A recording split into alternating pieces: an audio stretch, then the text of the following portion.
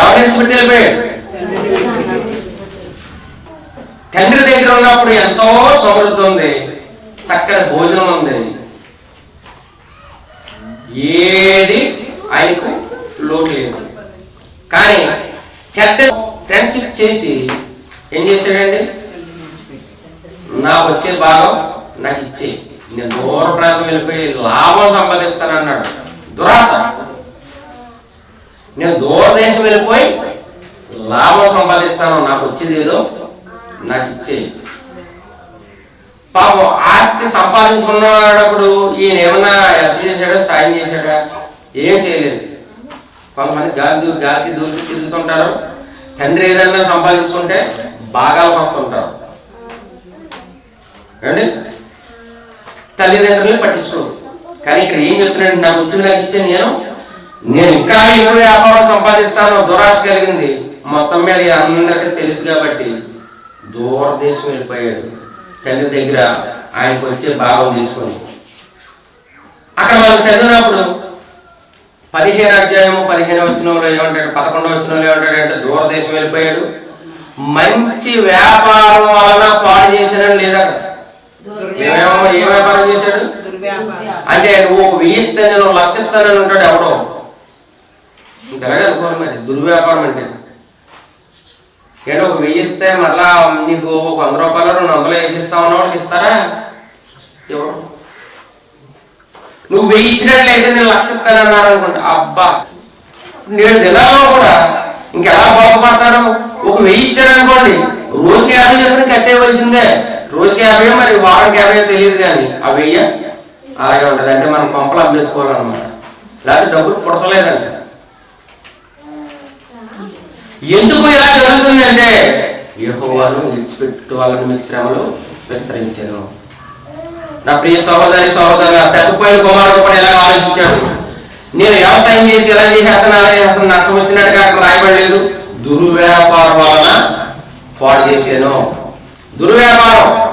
మరి ఏం చేశాడో తెలియదు. కానీ తండ్రి దగ్గర ఉన్నప్పుడు తెల్లని బట్టలు వేసుకునేవాడు, ఏది కావాలని తినేవాడు, చక్కని భద్రత ఉండేది, కాపుదారు ఉండేది, ఏ లోటు లేకుండా తండ్రి ఏం చేశాడు? కుమారుని ఇద్దరిని పెంచాడు, పోషించాడు, చక్కగా ఒక ఉన్నతమైన స్థాయికి తీసుకొచ్చాడు. కానీ దూరదేశం వెళ్ళి ఏమైపోయాడు? దుర్వ్యాపారంలో పాడు చేశాడు. దానికి భోజనం లేదు, పందులు తినే పొట్టు తినాలనుకున్నాడు, అది కూడా దొరకలేదు. గడ్డలు పెంచుకున్నాడు, గడ్డను తీసుకోవడానికి కూడా డబ్బులు లేవు, బట్టలు ఉతుక్కుంటానికి డబ్బులు లేవు, భోజనం లేదు, మసి బట్టలు అయిపోయినాయి. అప్పుడు కూడా తెలుసుకున్నాడు,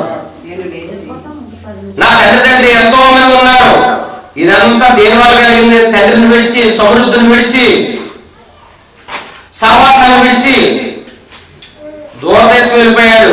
అంటే దేవుని దగ్గర నుండి తొలగిపోయాడు. దానివల్ల ఏం కలిగింది? నష్టం జరిగింది. అతడికి బుద్ధి వచ్చినప్పుడు, ఎప్పుడు బుద్ధి వస్తుంది అంటే అన్ని నేడు దినాల్లో చాలా మంది మోసపోతున్నారు.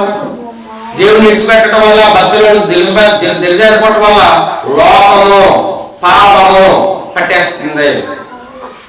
ఏమో కనబడుతున్నాయి, వారికి కనెక్ట్ అయిపోతున్నారు. తర్వాత బుద్ధి వచ్చినప్పుడు తర్వాత తెలుస్తారు, తర్వాత బాధపడతారు.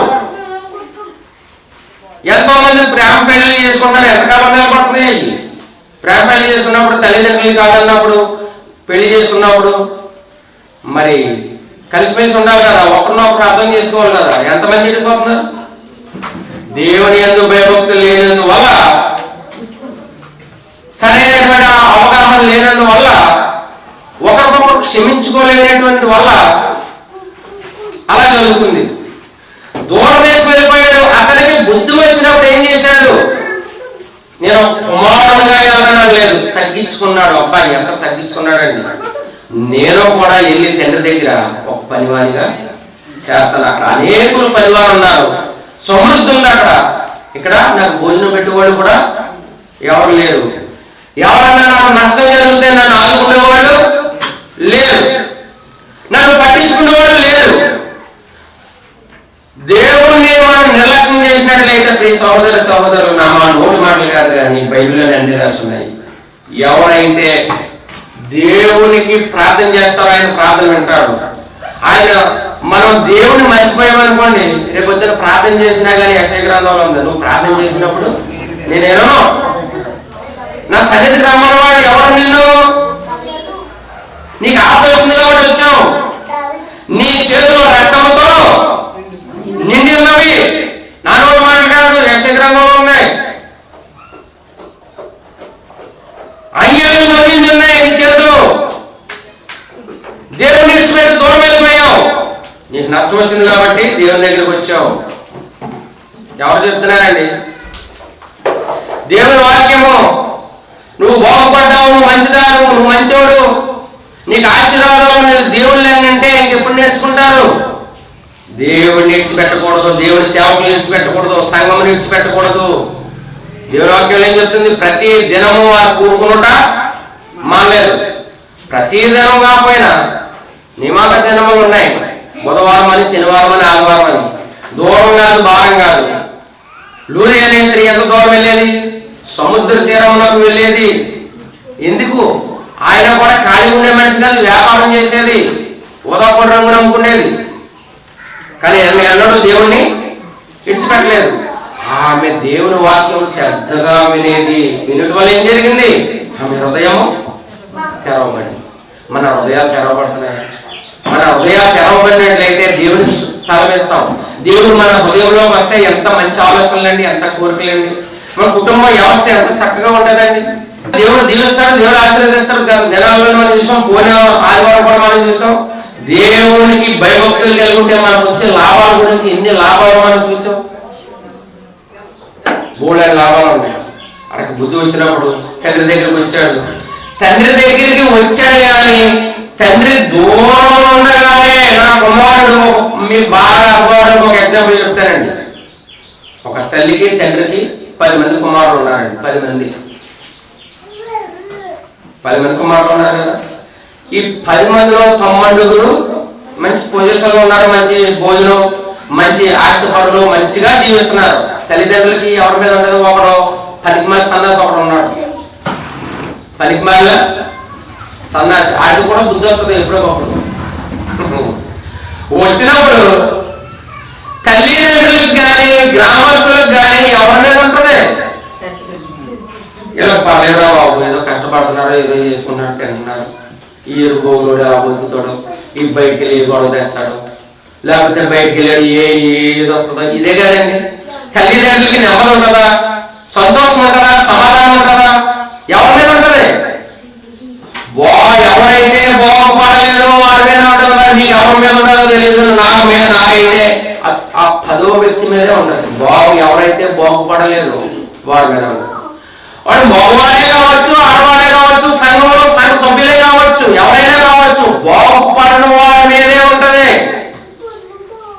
మంచిగా పాటలు పాడి ప్రతిదానికి ముందుండి ప్రతిదానికి దేవుని సేవలో పాల్గొంచుకుంటారనుకుని ఎంత ఆనందం, ఎంత సంతోషం. వాళ్ళకి కూడా తాటలు కడుతుంటారు సాతాను మనసు ఉన్నవాళ్ళు. అయ్యో ఈ మధ్య ఈవిడ బతిపర్రాలు అయిపోయింది, ఈవిడ ముందెళ్ళిపోతుంది, ఈవిడ పాటలు పాడేస్తుంది, ఇది ఈ పని చేసేస్తుంది, ఆ పని చేసేస్తుంది, వెనక్కి లాగుతూ ఉంటారు. బాగా గుర్తుపెట్టుకోండి. మనం ఎదట వారి జోలికి వెళ్ళవలసిన లేదు, కానీ మన జోలికి వాళ్ళు వచ్చి రాకుండా చేసేయడానికి, దేవుడిని నమ్ముకోకుండా చేసేయడానికి, దేవుని ప్రార్థన రాకుండా చేసేయడానికి ఎన్నో కారణాలు చూపిస్తుంటారు. అది అవునో కాదో తెలియదు. కానీ ఇక్కడ తప్పిపోయిన కుమారుడు ఎవరి మాట వినలేదు. అతనికి బుద్ధి వచ్చినప్పుడు తండ్రి దగ్గరికి వచ్చాడండి. వచ్చి దూరం ఉండగానే అక్కడ మనం చదివినప్పుడు భలే వండర్ఫుల్ మాట ఒకడు వాడాడండి. వాడు ఇంకా దూరంగా ఉండగానే ఎవరు చూశారండి? వచ్చింది ఎవరు?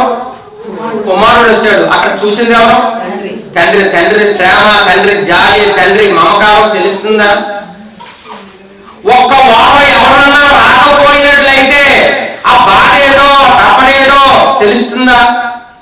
దేవుడు గుర్తిస్తాడు. దేవుడు జాలిపడే దేవుడు. ఇంకా దూరంగా ఉండగానే వారిని చూచి మనము చూస్తున్నాడు. చూచి కోపడలేదు, పలానా వారం రాలేదు, దేవుడి దగ్గరికి రాలేదు, దేవుని సమాసంలో కలవలేదు అని బాధపడలేదు. వారు ఇంకా దూరముగా ఉండగానే వారిని చూచి కనికరపడి కనికరమండి. ఆయన కోపం ఏర్పడదండి, కొంచెం ఆయన కోపం కొంచెం కొద్ది సమయం. ఆయన దయ కనికరము, ఆయన ప్రేమ ఆయుష్కాలము. దేవుని సేవ చేసేవాళ్ళు అంటే ఈ రోజు 10 మందే కావచ్చు, 30 మందే కావచ్చు, 50 మందే కావచ్చు. నీవు మారతే నీ ప్రక్కన ఉన్న వాళ్ళు మారుతారు. నీవు మారతే మన గ్రామం మారతే. నీవు మారతే ఎంతో మంది మారడానికి అవకాశం ఉంది. నువ్వు అలాగే ఉంటే ప్రార్థనకు వెళ్తున్నాడు కానీ ఏం మార్పు లేదు. బాగా గుర్తుపెట్టుకోండి. తప్పిపోయిన కుమారుడు బుద్ధి వచ్చింది, వచ్చాడు. తండ్రి దూరంగా ఉండగానే చూచాడు. అక్కడ మనం చదివినప్పుడు గమనించినప్పుడు ఇంటికి వెళ్ళి చదువుకోండి. కుమారుడు తండ్రి దగ్గరికి వచ్చినట్టుగా పరిగెత్తుకొచ్చినట్టుగా లేదు, కానీ తండ్రి వారిని చూచి కనికరపడి, ఎవరో కుర్రోడు పరిగెట్టరా తండ్రి పరిగెట్టరా అండి. ఇది కూడా లాజికే. బాగా గుర్తుపెట్టుకోండి. తండ్రి యొక్క కనికరం, తండ్రి యొక్క ప్రేమ. ఏ వయసులో ఉన్నాడు? పెద్ద వయసులో ఉన్నాడు. పెద్ద వయసులో ఉన్న వ్యక్తి కుమారుడు దగ్గరికి పరిగెట్టాడా? ఎవరు కుమారుడు తండ్రి దగ్గరికి పరిగెత్తుకుని వచ్చాడా? కనికరపడి పరిగెత్తి అతని మెడ మీద పడి ఏం చేశారండి? ముద్దు దేనికి సాధించుకున్నాడు తెలుసా? ముద్దు. బైబిల్ వాక్యాన్ని ఏం చదువుతున్నారు? బైబిల్ వాక్యాన్ని ఏం అర్థం చేసుకుంటున్నారు? దేవుడి వాక్యం ఏం జన్మిస్తున్నది? ప్రభువు చేసిన పని ఏంటి? క్షమించాడు, శిష్యులు పాదములు కడిగాడు. అంటే తగ్గింపు జీవితం కలిగి ఉన్నాడు. తగ్గింపు జీవితం ఏది? తగ్గింపు జీవితం అది. తండ్రి పరిగెత్తుకుని వెళ్ళి ఆ కుమారుడి మీద పడి కౌగిలించుకున్నాడన్నాడు. ఎంత ప్రేమ అండి! అతని మీద పడి కౌగిలించుకుని ఏం చేశాడండి? ముద్దు పెట్టుకున్నాను. ముద్దు ప్రేమకి సాదృశ్యంగా ఉంటుంది. ప్రేమ ముద్దు. కొంతమంది ఇస్కరియోతు యోధ కూడా కొన్ని ముద్దులు ఉన్నాయి. కొంతమంది ఇస్కరియోతు యోధ కపట ముద్దు పెట్టాడు. తల్లి ప్రేమ ముద్దు పెట్టింది, తండ్రి ప్రేమ ముద్దు పెట్టాడు. ఇంకా ముద్దుల గురించి చూసుకోండి, చాలా ఉన్నాయి. అయితే నేను దాని గురించి వెళ్తలేదు. ముద్దు పెట్టుకొని ఏమన్నాడో తెలుసండి? అతనితో తండ్రి, నేను పరలోకమునకును విరోధముగాను నీ ఎదుట నేను పాపం చేశాను, పశ్చాత్తాపం వచ్చిందండి. పశ్చాత్తాపం వస్తుందా మనకి? దేవుడు వాక్యం విన్నప్పుడు మనకి పశ్చాత్తాపం రావాలి. తగ్గించుకుంటున్నాడు కుమారుడు. నేను తప్పు చేశాను. గత దినాల్లో కూడా విన్నాం కదా. మొదట వాడిని గద్దించి, నీవు నేను తప్పు చేసావు, నువ్వు నేను నిలబడుకో పాపులమే, బడిపోడు దొంగలమే, మనకి శిక్ష న్యాయమే. కానీ నేను ఏది తప్పిదమను చేయలేదు. తండ్రి కూడా అలాగే, కుమారుడు కూడా అలాగే తగ్గించుకుంటున్నాడు. మనల్ని మనం తగ్గించుకోవాలి. తగ్గించుకొని ప్రార్థన చేసినప్పుడు ఎప్పుడైతే పశ్చాత్తాపంతో ప్రార్థన చేశాడో అప్పుడు తండ్రి ఏమంటున్నాడు తెలుసండి? నా ఇక లేదట, నీ కుమారుడిని అందించుకుంటున్నాడు కూడా. నేను యువకుడు కానీ ఎంతగా తగ్గించుకుంటున్నాడండి కుమారుడు? ఎంతగా తగ్గించుకుంటున్నాడు? అందరూ చదివేస్తారు బైబిల్. తగ్గింపు జీవితమేది, తగ్గింపు జీవితమేది. ఇక మీదట నీ కుమారుడిని నేను అందించుకుంటున్నాడు, నేను యువకుడను కాను. తన దాసులను చూచి ప్రదస్తమైన వస్త్రములు త్వరగా తెచ్చి ఎవరికి ఎలా వచ్చాడో తెచ్చండి. అక్కడికి వెళ్ళిన తర్వాత భోజనం లేదు, బట్టలు ఉతికేవాళ్ళు లేరు, గడ్డని తీసుకుంటానికి లేదు. వెంటనే ఆ బట్టలన్నీ తీసివేయడని మళ్ళీ ఏం చేశాడు? ప్రశస్తమైన వస్త్రములతో అతన్ని అలంకరించాడు, బింది చేశాడు. ఈ కుమారునికి నా కుమారుడు తిరిగి వచ్చాడు, ఎంత సంతోషం అండి! నా కుమారుడు తిరిగి వచ్చాడు కాబట్టి ఇందు చేయవలెను. దాసులను పిలిపించి ఎన్నడూ లేని సంతోషము, సమాధానము ఇది తండ్రి కలిగి అక్కడ విందుని ఏర్పాటు చేశాడండి. మనము దేనిని ఇడిచిపెట్టకూడదండి. దేవుని ఇడిచిపెట్టకూడదు, నిర్లక్ష్యం చేయకూడదు. మనం ప్రతిదినం కాకపోయినా శనివారంలో, ఆదివారంలో, బుధవారంలో మనకి అందుబాటులో ఉన్నప్పుడల్లా దేవుని సన్నిధికి వచ్చి మనము ప్రార్థన చేయాలి, దేవుని సహవాసము కలిగి ఉండాలి. ఎంత తప్పిపోయిన కుమారుని గురించి చూసాం, కానీ మనలో బాగుపడ్డారు, వాళ్ళ మీద కనికరపడ్డారు. మనల్ని అలాగే ఇచ్చిపెట్టే దేవుడు కాదు. కాబట్టి మనము ప్రార్థన చేసుకున్నాం, చాలా విషయాలు ఉన్నాయి, ప్రార్థన చేసుకున్నాం.